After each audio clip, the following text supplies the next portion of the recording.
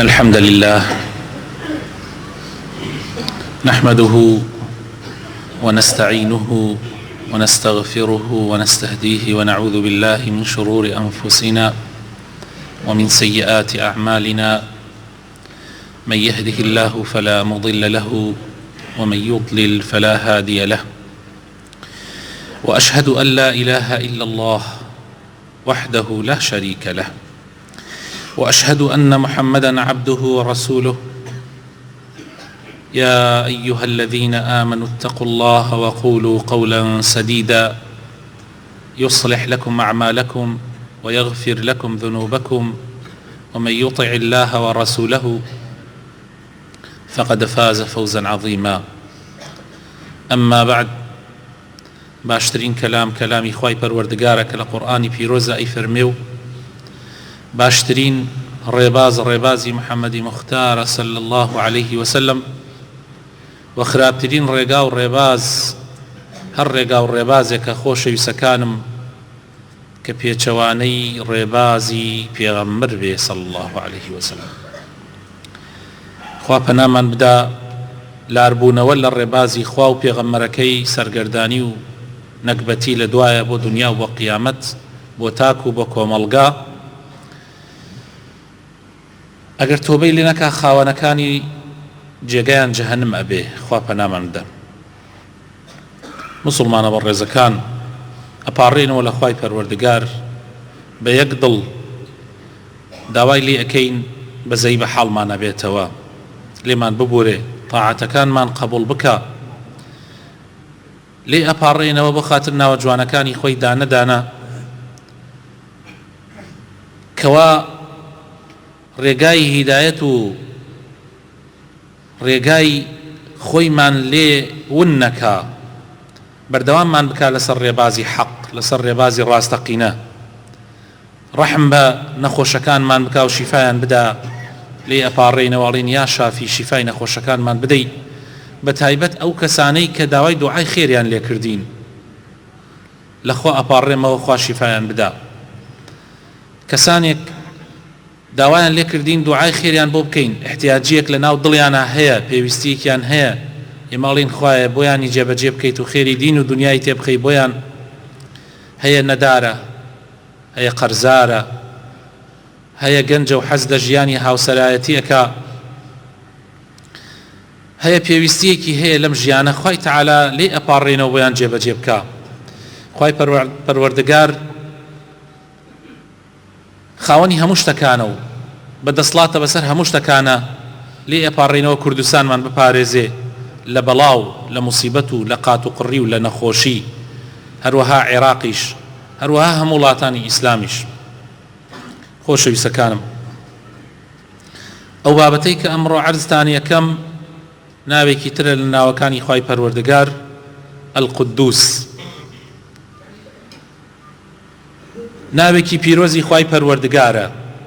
لە دوو ئاەتی قورئانە ئەم ناوە هاتووە. لە سورەتی حەشر ئاەتی 23 خوای تەعالا فەرمێ: هو الله الذي لا إله إلا هو الملك القدوس السلام المؤمن المهيمن العزيز الجبار المتكبر سبحان الله عما يشركون. خوای پەروەردگار تاکو تەنیایە و هیچ هاوبەش و شەریکێکی نییە و خوای تەعالا پادشایە و دوورە لە هەموو کەم و کورتیەک و سەلامە و موئمینە و مهەیمینە و عەزیزە و جەبارە. پاک و بێگەردی بوو ئەو خوایی کەوا نەزانەکان هاوبەشی بۆ بڕیارەدەن. لە سورەتی جومعەیە خوای تەعالا لە یەکەم ئاەتە ئەفەرمێ: يسبح لله ما في السماوات وما في الأرض الملك القدوس العزيز الحكيم. قدوس واتا پاکێتی، يعني ئەم کەلیمە زۆر جار بەکاردێ کابرا مقدسە، يعني پاک و خاوێنە. کاتی ئەوتری ئەڕضی مقدسە کە قودسە لە فەلەستین و ئەو شوێنەیە کە لە کوردستانی خۆمان کە کەشتەکەی نوحی عەلەیهی سەلام تیادا بەزی ئەڕضی مقدسەواتە ئەو ئەرزەی کە پاک و خاوێنە. بە بەهەشت ئەوترێ حەظیرەت القودس، چونکە شوێنێکە پاکە لە ئافاتی دنیا، ئافاتەکانی دنیا لەوێ نییە. بە جبریل عەلەیهی سەلام ئەوترێ ڕوح القودس، چونکە جبریل خاوێنە لە عەیب و کەم و کورتی و پەیامەکانی خوا بە جوانی، وحی خوا بە جوانی ئەگەیەنێ بە پێغەمبەرەکان. لە قورئانە لە سوورەتی بەقەرە لە ئاەتی 30 خوای تەعالە ئەفەرمێ وإذ قال ربك للملائكة إني جاعل في الأرض خليفة. خوای تەعالە بە مەلائیکەکانی فەرموو مەلائیکەکان من لەسەر زەویە ئینسان ئەکەم بە خەلیفە و جێنشین. قالوا مەلائیکەکان فەرمویان ئەتەجعل فيها من يفسد فيها ويسفك الدماء.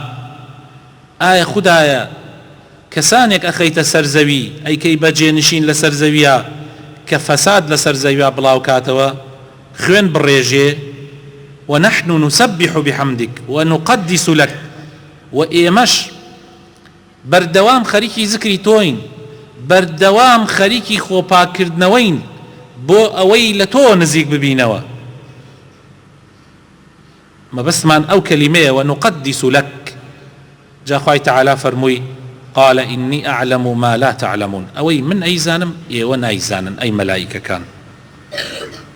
کەوابوو تەقدیس و نقدیس یعنی خۆپاکردنەوە، خۆخاوێنکردنەوە بۆ ئەوەی شایستە بی بڕۆیتە لیقای خوای پەروەردگار. ئیشی ئینسانەکانیش لە دنیا ئەوەیە کە خۆیان خاوێنکەنەوە بۆ ئەوەی شایستە بن بۆ ئەو شوێنەی کە خوای تەعالە ئەفەرمێ مەقعەدی صدق عند مەلیک مقتەدر، بۆ ئەوەی شوێنێکی شایستە و جوان و ڕێک و پێک لە لای خوای پەروەردگار بۆ خۆیان دابین بکەن. هەر کەسێک لە ئێمە خۆشەویستەکانم کاتێک کە بانگ ئەکرێ بۆ حەفلەیەکی بۆ ئاهەنگێکی بەڕێز یان ئاهەنگێکی شکۆدار یان مقابلەیەکی هەیە لەگەڵ کەسێکی بەڕێزە یا کەسێکی ناودارە یا کەسێکی گەورە و دەسڵاتدارە، بۆ ئەوەی شایستە بێ بۆ ئەوەی بشێ بۆ ئەو شوێنە بڕوا، هەوڵ ئەدا خۆی ڕێکەخا، هەوڵ ئەدا جلوبەرگەکانی جوانەکاتەوە، هەتا تەنانەت هەوڵ ئەدا ڕەنگی جلوبەرگەکەی بگونجێنێ، قەمیسەکەی لەگەڵ قاتەکەیە، حتا تەنانەت گۆرەوەکانی، حتا تەنانەت پێڵاوەکانی بۆ یاغەکە حازرێکە خۆی یعنی بە کاملی قژی ڕیشی هەموو شتەکانی جوولەکانی حتا یعنی حساب بۆ جوولانەوەکانی خۆیەکە، حساب بۆ وەستانەکانی خۆیەکە، چۆن دائەنشێ، چۆن ئەجوولێتەوە، چۆن لە جوولە ئەبڕێ، چونکە شوێنەکە شایستی ئەوەیە. جا ئینسان لە دنیا ئەبێ خۆی بڕازێنێتەوە، دڵی خۆی بڕازێنێتەوە، بە تایبەت دڵ خۆشەویستەکانم، بە تایبەت دڵ بۆ ئەوەی شایستە بێ بۆ لیقائی خوای پەروەردگار. خوای تەعالە پاکە و خاوێنە و پاکیش نەبێ قبولی نییە.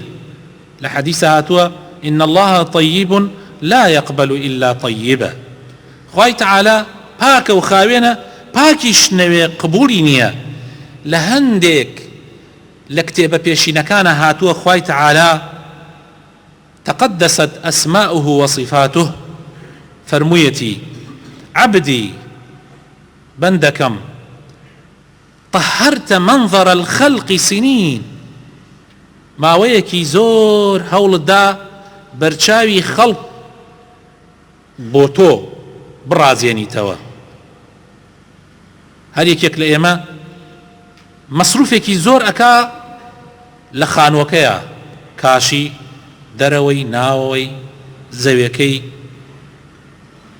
گڵۆپەکانی پەردەکەی ئەنواع و ئەشکال تەرتیباتەکە بۆ خانووەکەی، خۆشی ئەزانی ئەوەشتی کەمالیاتە تەنها بۆ ئەوەی خەڵق بڵێ خانەکەی جوانە، تەنها بۆ ئەوەی خەڵق بڵێ ماڵەکەی جوانە، دوێخانەکەی شایستەیە، قەنەفەکانی ڕێک و پێکە. زۆر کەسمان لە مایکەین، سیارە هەتا سیارەیەک هەڵە بژێری بۆ خۆت مدەیەکی پێچێ بۆ ئەوەی بە گوێرەی بەرچاوی خەڵک بێ خۆت ڕازاندنەوەی جسم و لاشت بۆ ئەوەی بەرچاوی خەڵک جوان کەیتەوە بەرامبەر بە خۆت جا خوای تەعالا ئەفەرمێ عەبدەکەم زۆر هەوڵتدا بەرچاوی خەڵک جوان کەیتەوە دەرحەق بە خۆت بە ماڵت بە سەیارەت زۆر هەوڵتدا ئەم جا گلەیت لێکا خوای تەعالا ئەفەلا طەهەرتە منظەری ساعە یعنی یەک سەعاتێک بەرچاوی منت جوان کردەوە یەک سەعات ئەگەر چی سەعاتێک بەرچاوی منت جوان کردەوە بەرچاوی خوای پەروەردگار خۆشەویستەکانم یەک شوێنە بەرچاوی خوا لە تۆیە نە سەیارەیە نە ماڵە نە کەلوپەلتە نە جلوبەرگتە ئەمانە هیچی نییە إن الله لا ينظر إلى صوركم ولا إلى أجسامكم خوای تەعالا تەماشای ئەو شتانە ناکە جلوبەرگ کەلوپەل جسم ئەمانە خوای تەعالا هیچی خوای تەماشای ئەوەی عەبدەکان تەماشایەکەن خوا تەماشای ئەو شتە ناکە ئەوەی عەبدەکان گوێی نادەنێ خوا تەماشای ئەو شوێنەتەکە سبحان الله شتەکان عەکسە خوای تەعالا تەماشای دڵ ئەکا ولكن ينظر إلى قلوبكم ئایا چەند یەک دانشتی ئەمە پاکەیتەوە خۆ ئەوە حەساوە بۆ لای خوا خۆ ئامادەکردن ئەوە حەساوە هەموو ڕۆژێ تۆ ئەبێ خۆت ئامادەکەی بۆ لای خوای پەروەردگار بۆ ئەوەی بشەی نیشتەجێی شوێنێک ببی کە خوا دایناوە بۆ پێغەمبەرەکان بۆ شەهیدان بۆ ڕاستگۆیان بۆ صالحین وحسن أولئك رفيقا أولئك الذين أنعم الله عليهم من النبيين والصديقين والشهداء والصالحين چەند یەک خۆتت بۆ ئەو شوێنە ئامادە کردووە ئەگەر تەماشای خۆت بکەی تەماشای ژیان و گیان و هینی خۆت بکەی دوو جۆر صفات لە ئینسانە هەیە دوو جۆر صفات صفاتێک صفاتی کەم و کورتیە صفاتێک صفاتی تەواوی و جوانیە لە صفاتە جوانیەکان علم شارەزایی ئینسانی پێ جوانە بێتەوە صفەتێکی جوانە کەمالە نەرمونیانی ئەمە صفاتی جوانە هەموو جۆرە ئەخلاقەکان صفاتی جوانە بینین بیستن ئەمانە هەمووی صفاتی جوانن لە هەمان کاتە ئینسان صفاتی ناشرینیشی تایە نەفامی کابرا زۆر جار ئەگەر تەعنت بکا بڵێ تۆ نەفامی پێی بێتاقەتە بی حقد و بغزی ناو دڵ صفاتێکی زۆر ناشرینە زوو بێزاربوون صفاتێکی ناشرینە تووڕەبوون صفاتێکی ناشرینە ئەگەر لە شوێن خۆیان نەبێ خۆشەویستەکانم یەکێک لە معنای قدوس ئەوەیە کە خوای تەعالا هیچ صفاتێکی کەم و کورتی و نوقسانی و عەیبی تیان نییە بگرە ئەو صفاتانەشی کە تۆ بە صفاتی تەواوی ئەزانی بینینت بیستنت حلم و صبرت علمت خوای تەعالا تەنانەت ئەوانەی تایە بەس وەکو هینەکانی تۆنا خوای تەعالا لە سورەتی شوورایە لە ئایەتی 11 فەرمێ لەیسە کەمثله شەی وهو السەمیع العەلیم خوا سەمیعە خوا عەلیمە بەڵام تۆش سەمیعی تۆش عەلیمی بەس ئایا علمەکەی تۆ علمەکەی خوا وەکو یەکن سەمعەکەی تۆ سەمعەکەی خوا وەکو یەکن نا والله سەمعەکەی من و تۆ بینینەکەی من و تۆ سنووردارە پاشان ڕۆژ لە دوای ڕۆژ کەم ئەکاو تا ئەگاتە کاتێک نامێنێ ئیسم من و تۆ نازانین لە پشت ئەو دیوارەوە چی هەیە ئەوە بینینەکەی من و تۆیە هەتا حەدە و دیوارەیە بیستنەکانیشمان حەدێکی هەیە ڕۆژ بە ڕۆژیش ئەم بینینە کز ئەبێ چەند کەس چاوی عەمەلیات کردو زۆر ڕۆژ بە ڕۆژیش هەر عەمەلیاتی بکە هەردا ئەبەزێ هەر عەمەلیاتی بکە هەردا ئەبەزێ ئەم عینەکە منەیکەمە چاو هۆکار چی معنایەری وتاری 10 ساڵ بە لەیسم بۆ بێنە عینەک نییە لە چاومە ئەو گۆچانەی بەدەستی تۆوەیە معنای چییە؟ 10 ساڵ پێش ێستا گۆچانت بەدەستۆ نەبوو، ڕۆژ بە ڕۆژ کزە بێ تا ئەگاتە حەدێ نامێنێ، بەسی خوای تەعالا باقیە وەکو خۆی، نەکەم ئەکا نە نوقسانە هێنێ نەش نامێنێ. بۆیە خۆشەویستەکانم یەکێک لە معناکانی قودوس ئەوە معناکەیەتی کە خوای تەعالا صفاتەکانی وایە. تۆ هەموو جارێڵێ الله ئەکبەر لە نوێژە لە بانگە الله ئەکبەر، یەکێک لە معناکانی الله ئەکبەر ئەوەیە، یعنی تۆ چۆن دێتە خەیاڵتا خوای تەعالا چۆن بێ خوا لەوەش گەورەترە، چۆن دێتە خەیاڵتا خوا لەوەش گەورەترە، جابی ئاگات لێبێ. یەکێکی تر لە معناکانی قودوس خۆشەویستەکانم خوای تەعالا پێویستی بە هیچ نییە، تۆش پێویستت بە هەموو شتەکانە. تۆ زۆر زەعیفی بەس خۆتت لێ زۆر بەهێز بووە، زۆر زەعیفی، هەرچیت هەیە لە کاتێ لە کاتەکانە وەکو باسی هارون ڕەشیدم کرد هەفتەی پێشوو، بە قومێک ئاوەی گۆڕیتەوە، بە گڵاسێک ئاوە، پەرداخێک ئاوەی گۆڕیتەوە، هەرچی مڵکت هەیە. بەرگەی تینوێتی ناگری، بەرگەی برسێتی ناگری. هەنێک کەس هەیە هەر ئەسڵەن برسی بێ هەشێتە بێ، ئەڵێن برسێتی ڕەگی هاری پێوەیە، پێشینانمان وایان وتووە. تۆ لاوازی زەعیفی، ئەندامەکانت بەردەوام کەمەکە، بەردەوام نوقسانی دێنێ، ئەوە جگە لەو کەم و کەورتیانەشی کە هەر خۆی لەناو گیانتا هەیە، حتا زیرەکیت، حتا هێز و تواناکانت، حتا ئەو هەموو زەبەلاحیەی کە ئەینوێنی بەرامبەر بە خەڵکی تر، هەمووی